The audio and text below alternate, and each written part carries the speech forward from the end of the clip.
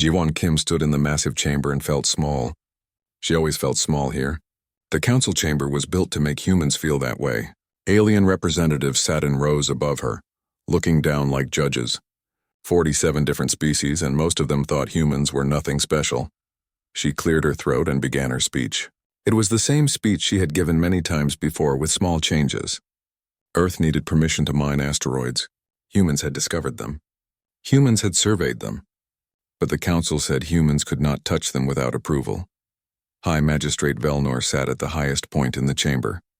He was from the Kelteran species, tall and thin with skin like polished stone. His people had ruled the council for 10,000 years. He listened to Jiwon's speech with his eyes half closed as if bored. When she finished, Velnor did not even pause to think. He simply raised one long finger and said, "Denied." That was all. One word. The other council members laughed. Some made sounds that Jiwon's translator could not process. She knew they were mocking her. Jiwon bowed her head politely. "Thank you for your consideration, High Magistrate," she said. Her voice did not shake. It never shook, no matter how angry she felt inside. She turned and walked out of the chamber with her back straight. Outside, Hiren Beck was waiting. Hiren was younger, only 32 years old. She was also a human representative on the council, but with less authority. Her face was red with anger. "How can you stay so calm?" Hiren asked. "They laugh at us. They deny everything we ask for. We have been here for 47 years and nothing changes." Jiwon placed a hand on Hiren's shoulder. "Because getting angry changes nothing," she said quietly. "We must be patient. We must show them we are civilized." "For how long?" Hiren asked. "How long do we keep being patient while they treat us like children?" Jiwon did not answer. She did not know the answer anymore. Far from the council station, Captain Minsu Park walked through his ship. The UNS Indomitable was one of only 12 warships humans were allowed to have. It was a good ship, but small. Other species had hundreds of warships. Some had thousands. Minsu stopped at a window and looked out at space. In the distance, he could see a council patrol ship following a human cargo vessel. The patrol ship was 3 times larger. It stayed close, watching like a predator following prey. "Captain," a voice said behind him. Minsu turned to see Lieutenant Yuna Song. She was young but skilled. She had been trained since childhood for military service. "What is it, Lieutenant?" Minsu asked. "That patrol ship is harassing our cargo vessel again," Yuna said. Her jaw was tight with frustration. "They are scanning them, demanding to see their cargo manifest." "This is the 3rd time this week," Minsu nodded slowly. "I know. Why do we not do something?" Yuna asked. "We have weapons. We could tell them to back off. And then what?" Minsu asked. He kept his voice gentle. "We are one ship. They have thousands. If we start a fight, we lose, not just us, but all of humanity. We cannot protect Earth if we are destroyed." Yuna looked down at her feet. "I understand, sir, but it feels wrong to do nothing." "I know," Minsu said, "but sometimes doing nothing is the smart choice.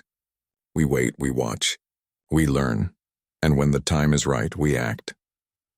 Yuna saluted and left. Minsu returned his gaze to the stars. He wondered how much longer humans could keep waiting. On Earth, in a secret facility deep underground, Director Seok Lee sat in a dark room. Screens surrounded him, showing data that very few people were allowed to see. He was the head of Earth's Strategic Intelligence Agency. His job was to keep humanity safe by knowing everything about their enemies. A door opened and Dr. Hana Choi entered. She was a scientist who studied alien species. She had been analyzing council records for 2 years looking for patterns. "Director," Hana said, sitting down across from him, "I found something interesting." Seok leaned forward. "Tell me." "The council has done this before," Hana said. She pulled up files on her tablet and showed them to Seok. 23 times in the past 5,000 years, a new species joined the council. Each time, the council put restrictions on them. Trade limits, territory limits, military limits, just like with us. "And what happened to those species?" Seok asked. "Most of them stayed weak," Hana said. "They obeyed the rules. They never grew strong. But 7 species tried to break free. They demanded equality, and," Seok asked, though he already knew the answer. "The council crushed them," Hana said. "Every single one. They used the same tactics each time. Blockades, economic pressure, then military force if needed. The council is very good at destroying species who challenge them." Siok was quiet for a moment. Then he smiled, but it was not a happy smile. Good, he said. Hana looked confused. Good? How is that good? Because they do the same thing every time, Siok said. That means they are predictable. And if they are predictable, we can beat them. He stood up and walked to a large screen on the wall. He pressed a button, and the screen lit up with an image of space. Hundreds of dots appeared scattered across the darkness. What am I looking at? Hana asked. Ships, Siok said. Human ships. 847 of them, to be exact. Hana's eyes went wide. But we are only allowed 12 warships. The Council allows us 12 warships, Siok corrected. They do not know about these. We have been building them in secret for 20 years. Hidden shipyards. False reports. Careful planning. That is against Council law, Hana whispered. Yes, Siok agreed. And so is destroying civilian colony ships. So is denying us basic rights. So is treating us like primitives. The Council breaks their own rules whenever it suits them. Why should we be different? Hana stared at the screen. When will we use them? When we have to, Siok said. When there is no other choice. When patience finally runs out. Back at the Council station, Jiwon sat alone in her quarters. She had a glass of water in her hand, but she was not drinking it. She was thinking about her daughter back on Earth, thinking about all the humans who trusted her to protect them. Her communication device beeped. She picked it up and saw a message marked urgent. Her hands began to shake as she read it. The UNS New Hope, a colony ship carrying 2,300 civilians, had been destroyed. The Council claimed it had violated territorial restrictions. They said it was the humans' fault. 2,300 people, families, children, all dead. The glass slipped from Jiwon's hand and shattered on the floor. For the first time in her career, she did not clean it up. She just sat there staring at nothing, feeling something break inside her that had nothing to do with glass. Patience had its limits. And humanity had just reached theirs. The funeral was held 3 days later. Every human settlement watched it on their screens. Space stations, colonies, ships, even the people living on Earth, 12 light-years away from where the New Hope had died. Captain Minsu Park stood at a podium. Behind him floated 2,300 photographs. The faces of the dead, men, women, children. All of them had wanted a new life on a new world. Now they would never see anything again. Minsu looked at the camera. He knew the Council was watching too. They always watched human broadcasts looking for signs of rebellion. We gather today to remember the dead, Minsu said. His voice was calm but cold. 2,300 souls who wanted nothing more than to build homes, to raise families, to live in peace. He paused and looked directly at the camera. The Council says they violated territorial law. The Council says it was their own fault. The Council says we should have taught them better. Another pause. Longer this time. I want to tell you about human history, Minsu continued. We have fought many wars. We have killed each other over land, resources, beliefs. We have made terrible mistakes. But we learned something from all that blood. We learned that patience is not the same as weakness. We learned that silence is not the same as acceptance. We learned that some things are worth fighting for, even when the fight seems impossible. Minsu's expression did not change, but his words carried weight. The people on the New Hope understood this. They knew the risks. They went anyway because they believed in a better future. They died for that belief. We will not forget them, Minsu said, and we will not let their deaths mean nothing. The broadcast ended. Across human space, people sat in silence. Some cried, some prayed, some got angry, but all of them understood that something had changed. Jiwon watched the funeral from her quarters on the Council station. When it ended, she stood up and walked to her mirror. She looked at herself for a long time. The woman staring back at her looked tired, older than her years. She had spent 15 years being patient, 15 years bowing and scraping, 15 years pretending that insults did not hurt. And for what? So the Council could kill humans whenever they wanted? No, enough was enough. Jiwon requested an emergency council session. To her surprise, High Magistrate Velnor agreed. He probably thought it would be entertaining to watch her beg for justice. The next day, Jiwon entered the council chamber. Hiren walked beside her. Both women wore black, the human color of mourning. The other council members noticed but said nothing. Ambassador Kim, Velnor said from his high seat. You requested this session. Speak. Ji-won walked to the center of the chamber. She did not bow this time. 3 days ago, you destroyed the UNS New Hope. You killed 2,300 civilians. You claim they violated territorial law. They did violate the law, Trade Minister Quillax said. He was from the Plick species, short and round with too many eyes. The law is clear. They entered restricted space. The space they entered was empty, Ji-won said. Her voice was steady. No one lives there. No one uses it. You claimed it simply to limit human expansion. The law is the law, Quillax repeated. Then change the law, Ji-won said. She pulled out a data pad and held it up. I have evidence here. Evidence that shows the Council systematically restricts new species. Evidence that shows you have destroyed 23 civilizations over 5,000 years. Evidence of corruption, lies, and murder. The chamber erupted in noise. Some council members shouted denials. Others demanded she stop speaking. But Ji-won's voice cut through the chaos. I am broadcasting this session to every species in the galaxy, she said. You cannot silence me without proving I am right. Velnor raised his hand and the chamber fell silent.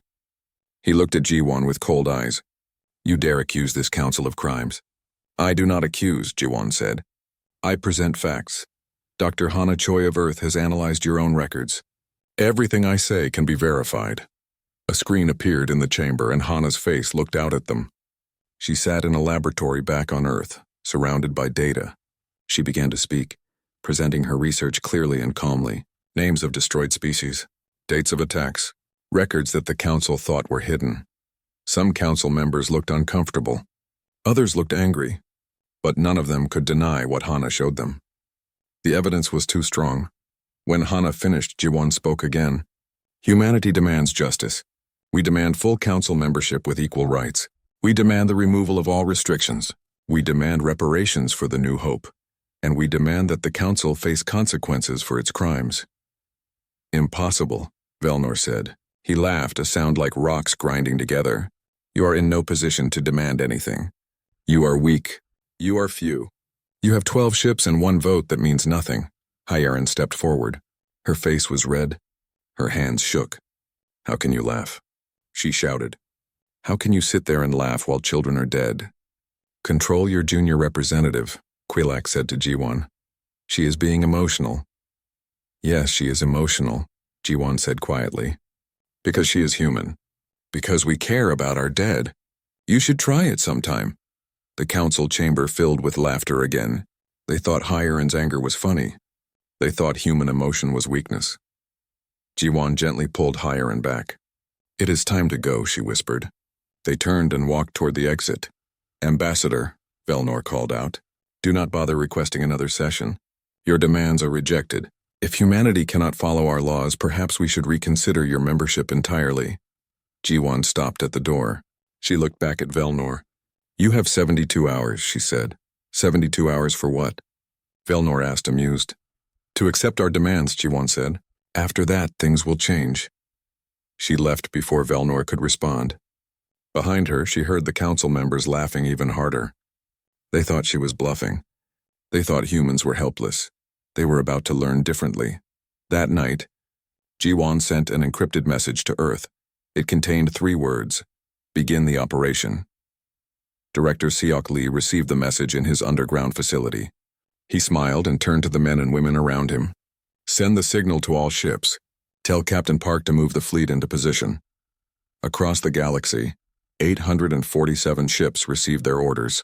They had been hiding for years, waiting for this moment. Now they moved, silent and dark, toward the council station. Captain Min-soo Park sat on the bridge of the Indomitable. Lieutenant Yuna Song stood beside him, watching the tactical display. Sir, she said quietly, all ships are responding. They are moving into formation.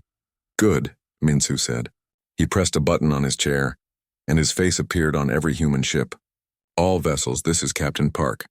For 47 years we have waited. For 47 years we have been patient. Today, we show the council that patience has limits. He paused and looked at the camera. We do not want war. We want respect. We want equality. We want justice for the New Hope. But if the council refuses, we are ready to fight. We will not go quietly into darkness. We will not let them destroy us like they destroyed others. All ships, Minsu said. Decloak in 10 seconds. Let them see what humanity has been building. The countdown began. 10, 9, 8. On the council station, alarms started blaring. Admiral Threxus ran to his command center, demanding to know what was happening. 3, 2, 1. 847 human warships appeared on council sensors all at once. They surrounded the station. They were armed. They were ready, and they were not asking permission anymore. Admiral Threxus stared at his tactical display. 847 contacts.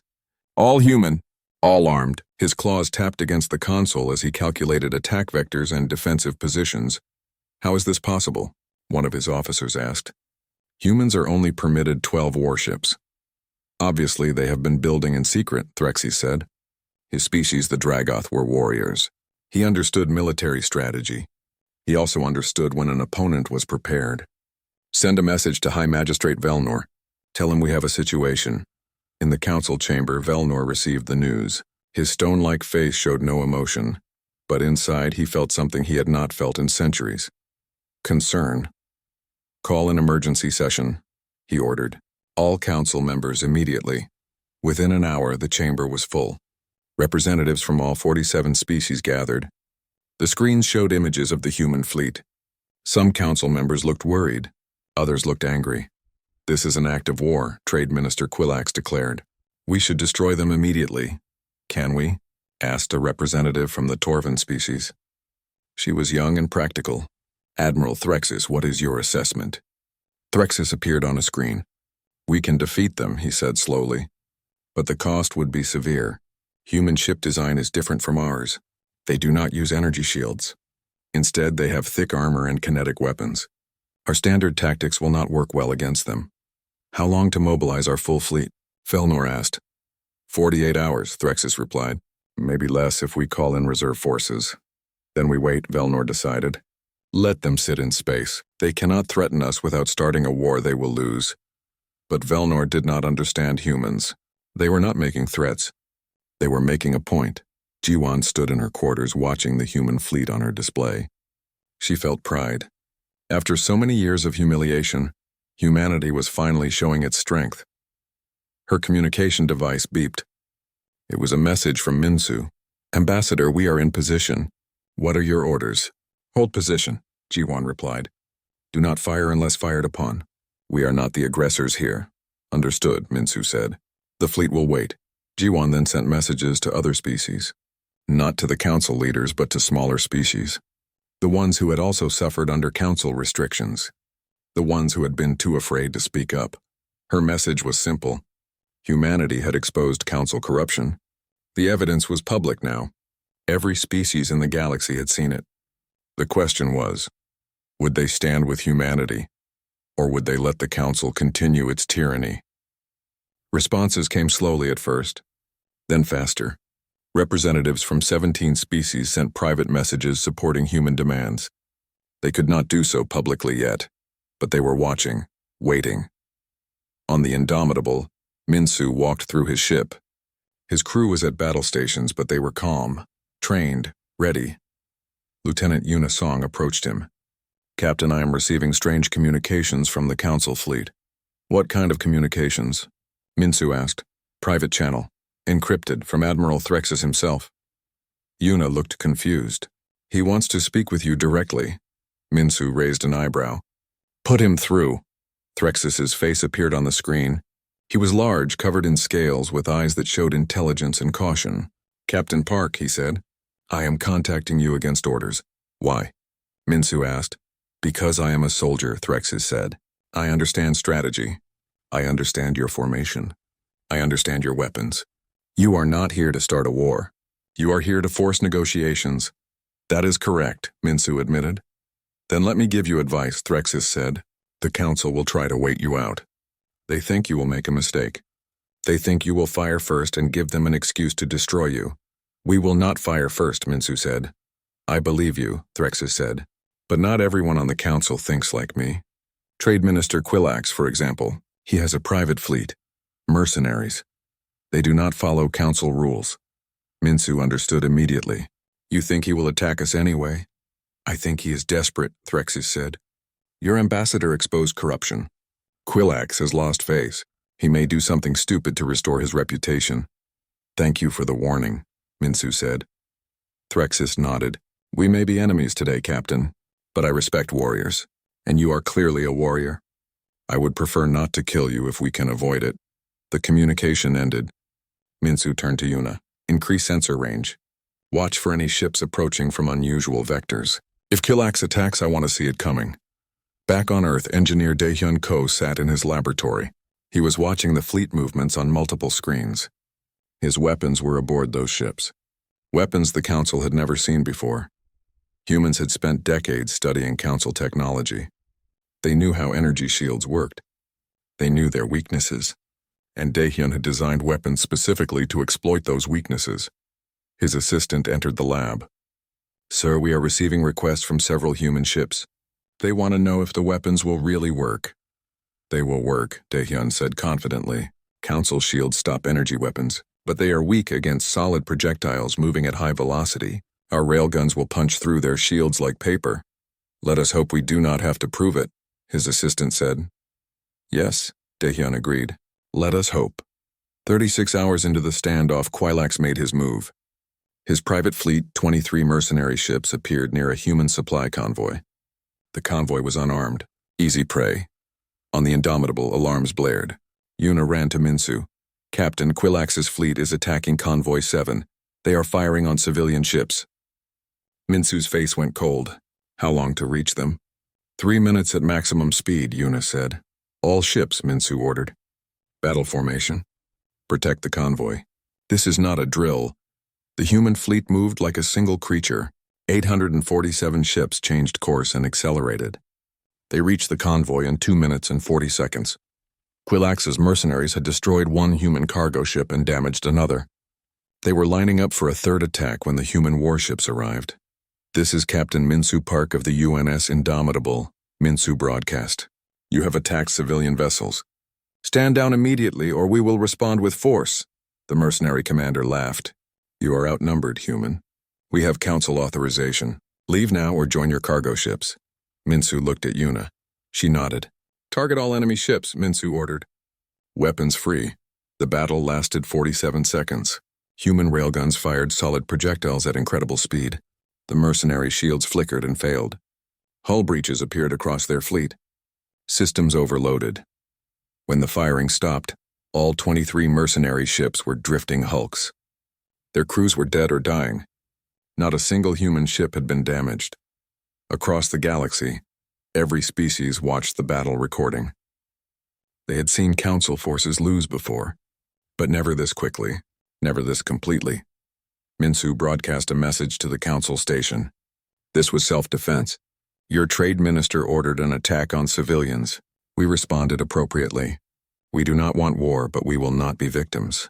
The 72 hours are not over yet. You still have time to negotiate. In the council chamber, Velnor stood slowly. For the first time in his long life, he realized he had made a terrible mistake. Humanity was not weak. They were not primitive. They had been patient because they were preparing. And now that preparation was complete. The question was no longer whether the council could defeat humanity. The question was whether the council could survive trying. The council chamber was in chaos. Representatives shouted at each other in dozens of languages. Some demanded immediate military action against humanity. Others called for negotiations. A few quietly began planning their own survival if the council collapsed. High Magistrate Velnor tried to restore order, but his authority was crumbling.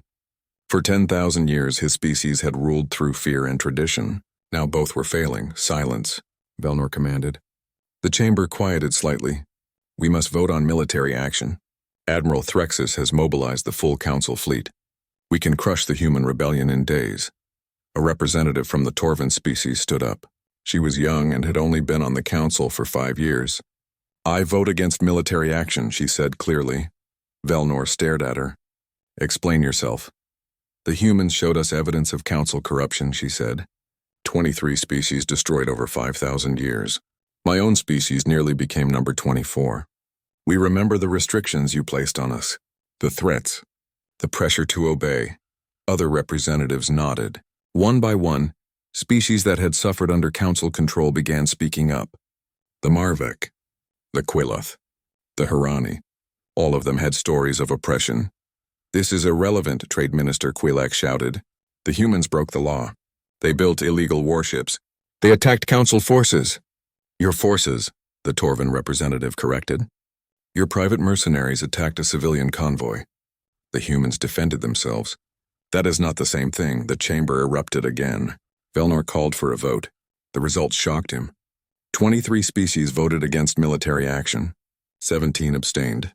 Only 7 voted in favor, and most of those were species that directly benefited from the current system. The vote failed. The council could not authorize war against humanity. Velnor sat down heavily. His stone-like face showed nothing, but inside he knew his time was ending. The council would never be the same. Jiwan received the news in her quarters. The vote had failed. The council could not agree on military action, which meant they would have to negotiate. She immediately contacted representatives from the 23 species who voted against war. One by one, she met with them privately. She listened to their grievances. She shared human experiences. She built alliances. By the end of the day, she had formed a coalition. These species would support human demands for reform. In exchange, humans would support their demands too. They would work together to change the council from within. Dr. Hana Choi arrived at the council station to help. She brought more evidence, more records, more proof of council crimes. She met with representatives and showed them what she had found about their own species. The council kept records of everything, Hana explained to a group of younger representatives. They documented their own corruption. They thought no one would ever challenge them. They thought they were untouchable. "Why did you share this with us?" one representative asked. "You could have kept it secret. Used it as leverage." "Because this is not about human power," Hana said. "This is about justice. About making the council what it should be. A place where all species are equal, where no one lives in fear." The representatives listened, and they believed her. In space, Captain Minsu Park maintained his position. The human fleet stayed ready but did not move aggressively. They had proven their strength. Now they showed their discipline. Admiral Threxis contacted him again on the private channel. "Captain Park," he said, "the council vote failed. They cannot authorize war against you." "I heard," Minsu replied. "I want you to know something," Threxis continued. "If the vote had passed, I would have followed orders. I am a soldier, but I am glad it did not pass. Your species impressed me. You fight well. You think tactically. You show mercy when you could show cruelty." "Thank you, Admiral," Minsu said. "Your species impresses me too. You are honorable. I hope we can be allies someday instead of enemies." "Perhaps," Threxis said. "The galaxy is changing. Old ways are dying. New ways must take their place." On the bridge of the Indomitable, Lieutenant Yuna Song watched the council fleet on her sensors. They were pulling back slightly, not retreating but not advancing either, awaiting position. "Captain," she said, "do you think this will really work?" "Can we change the council without a war?" Minsu thought for a moment. "War's easy," he said. "Any fool can start a war. Making peace? That is hard. That requires patience, wisdom, and courage. Ambassador Kim has all three, but we were ready to fight," Yuna said. "Yes," Minsu agreed, "because sometimes you must show strength before anyone will listen to your words. The council ignored us when we were weak. They laughed at our patience. But now they see our fleet and suddenly they want to talk." Back on Earth, Director Seok Lee watched everything unfold from his underground facility. His agents were sending him constant updates. The coalition was growing. Public opinion across the galaxy was shifting in humanity's favor. His assistant entered the room. "Director, we have a problem. Trade Minister Quilax is trying to flee. He knows he will face trial for ordering the attack on the convoy." Seok smiled coldly. "Let him try. I have agents at every port, every station, every way off the council headquarters. He is not going anywhere." 3 hours later, Quilax was arrested by council security. The evidence against him was overwhelming. Video recordings, communication logs, financial records showing payment to the mercenaries. His arrest sent shockwaves through the council. If Quilax could fall, anyone could fall. Suddenly, the corrupt officials began scrambling to cover their tracks. But it was too late. The evidence was already public. Hana had made sure of that. With only 12 hours left in the 72-hour deadline, Velnor finally requested a meeting with G1. Not in the council chamber. Not with witnesses. A private meeting between two leaders. They met in a neutral room. No guards, no recording devices. Just two people who understood that the galaxy was at a turning point. Ambassador Kim, Velnor said. His voice was different now. Tired. You have won. No one has won yet, G1 replied. But we can both avoid losing. The question is whether you are willing to change. My species has ruled for 10,000 years, Velnor said. And you can continue to be part of the council, G1 said. But not as masters, as equals. That is what we want. Equality. Velnor was silent for a long time. Finally, he spoke. What are your terms? G1 handed him a document. Full council membership for humanity. Removal of all restrictions. Reparations for the New Hope. Investigation into council corruption. Term limits for leadership positions. And a new charter guaranteeing rights for all species. Velnor read the document carefully. This will end the old ways, he said. Yes, G1 agreed. But it will create something better. A council that actually serves its members instead of ruling over them. Velnor looked at her with his ancient eyes. You could have destroyed us. Your fleet could have attacked. You would have lost, but you would have taken many of us with you. Yet you chose negotiation. We are not barbarians, G1 said quietly. We just wanted you to see that. To respect us. To treat us as equals. Velnor nodded slowly. I will support your terms. I will convince the others. But I will need time. You have 12 hours, G1 said. Use them wisely. She stood to leave. At the door, she paused and looked back. High Magistrate, this did not have to happen this way. We tried for 47 years to work within your system. You forced us to break it. Remember that. Velnor watched her leave. For the first time in his long life, he felt something like respect for a species he had considered primitive. The humans had taught the galaxy a valuable lesson. Patience was not weakness. It was simply a different kind of strength. The treaty was signed 11 hours and 43 minutes after G1's meeting with Velnor. The entire galaxy watched as representatives from 47 species put their marks on the document. The treaty changed everything. Humanity received full council membership with equal voting rights. All restrictions on human expansion were removed. The families of those who died on the New Hope would receive compensation. And most importantly, the council itself would be reformed. Term limits were established. No species could hold the position of High Magistrate for more than 20 years. An independent oversight committee would investigate corruption. Smaller species would have guaranteed representation. Velnor signed the treaty himself. His hand shook slightly as he did so. 10,000 years of Keltheran dominance were ending. But as he looked around the chamber, he saw hope on faces that had only shown fear before. When G1 signed for humanity, the chamber erupted in applause. Not just from human allies, but from species across the galaxy. They understood what this meant. Change was possible. Justice was possible. After the signing, G1 returned to her quarters. She sat down and finally allowed herself to feel tired. Hyarin entered and sat beside her. We did it, Hyarin said softly. We survived, G1 corrected. Now comes the hard part. Building something better. Do you think it will work? Hyarin asked. Do you think the council will really change? G1 was quiet for a moment. It will not be easy. There will be resistance. Old habits die hard, but yes, I think it will work. Because now the whole galaxy is watching. They will hold the council accountable. In space, Captain Minsu Park ordered the human fleet to stand down. The ships began their journey back to human territory. They had come prepared for war, but left with peace. Lieutenant Unisong approached him on the bridge. Captain, Admiral Threxus is requesting permission to speak with you. Minsu smiled slightly. Put him through. Threxus appeared on the screen. Behind him, Minsu could see the council fleet also standing down. Captain Park, Threxus said. I am contacting you with an official request. What kind of request? Minsu asked. The council is creating a new integrated defense force, Threxus explained. Ships from multiple species working together. We need human tactical knowledge. We need officers who understand your methods. Would you be willing to send some of your people to help train us? Minsu looked at Yuna. She nodded eagerly. Admiral, Minsu said. It would be an honor.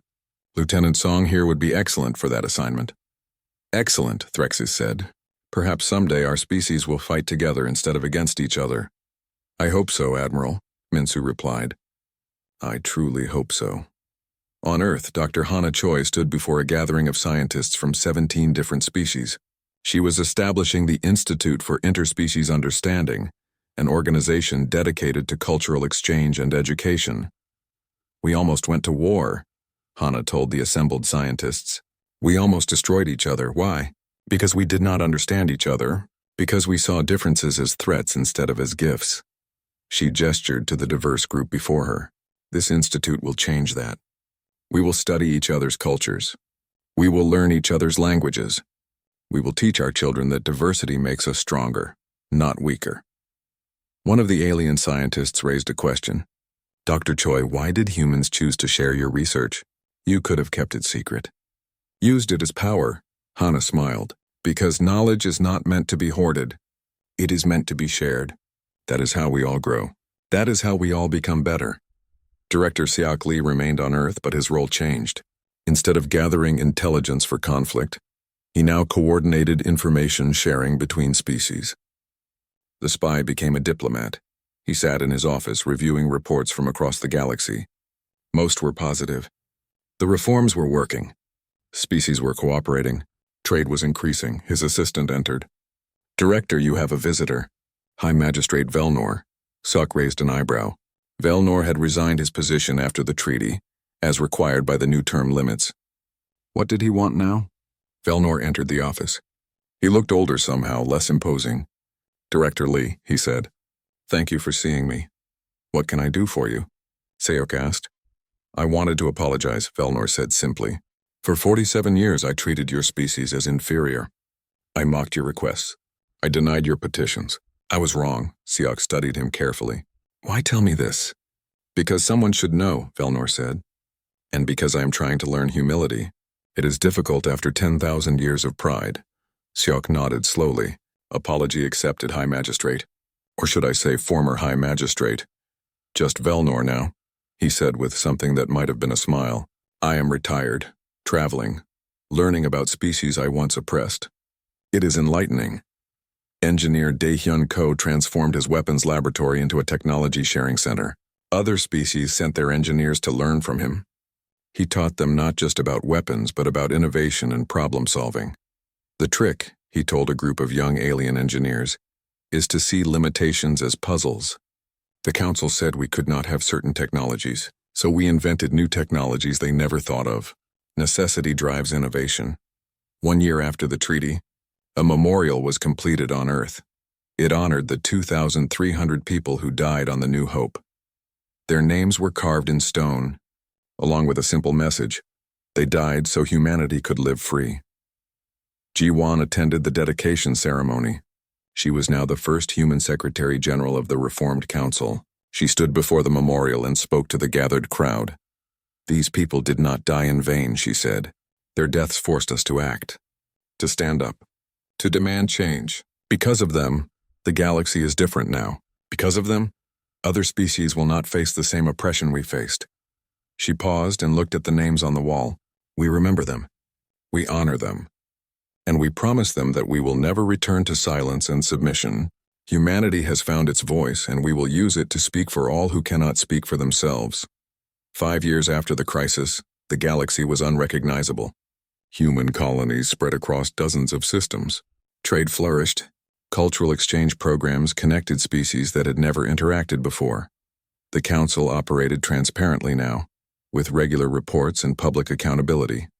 Corruption was punished swiftly. Smaller species had real voices in decision-making.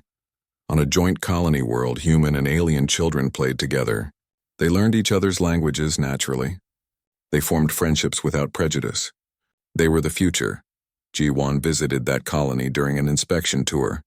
She watched the children playing and felt hope. This was what they had fought for. Not dominance, not revenge, just the chance to live as equals. Hyerin, now a senior council member herself, stood beside Ji-won. Do you remember that day in the council chamber? She asked. When I lost my temper. When they laughed at me? I remember, Ji-won said. I was so angry, Hyerin continued. So frustrated. I thought I had failed, but now I understand. Sometimes anger is appropriate. Sometimes emotion is strength, not weakness. Yes, Jawan agreed. We spent so long trying to be calm, trying to be diplomatic. But there comes a time when calm is not enough. When you must show passion, when you must fight for what is right. She looked at Hyerin and smiled. That day in the chamber, the day we lost our calm, that was the day everything changed. That was the day the council learned that humanity would not accept injustice anymore. They stood together, watching the children play. Human children, alien children, all of them laughing. All of them free. The galaxy had learned an important lesson. Patience was valuable. Diplomacy was important. But sometimes the greatest act of civilization was refusing to accept oppression. Humanity had been patient for 47 years. When patience failed, they showed strength. When strength was sufficient, they chose mercy. And when given the chance to rebuild, they chose justice over revenge. That was the real victory. Not military triumph, not political dominance, but the choice to make the galaxy better for everyone, not just for themselves. The day humanity lost its calm before the council was the day the galaxy began to heal.